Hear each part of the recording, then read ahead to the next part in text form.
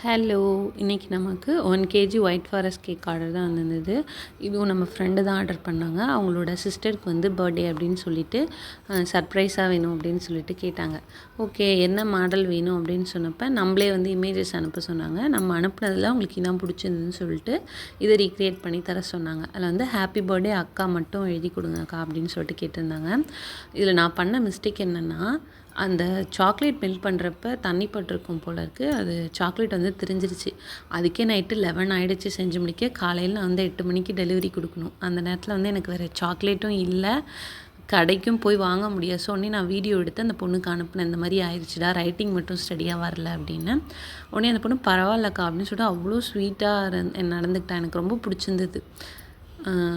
அதனால் ஷேர் பண்ணுறேன். எனக்கு வர கஸ்டமர்ஸ் எல்லாருமே வந்து ஏதாவது ஒரு சின்ன மிஸ்டேக்ஸ்னாலும் அதுக்கு ஆர்கியூ பண்ணாமல் ஓகே அப்படின்னு சொல்லிட்டு வாங்கிக்கிறாங்க. ஸோ எல்லாருக்குமே ரொம்ப ரொம்ப பெரிய தேங்க்ஸு.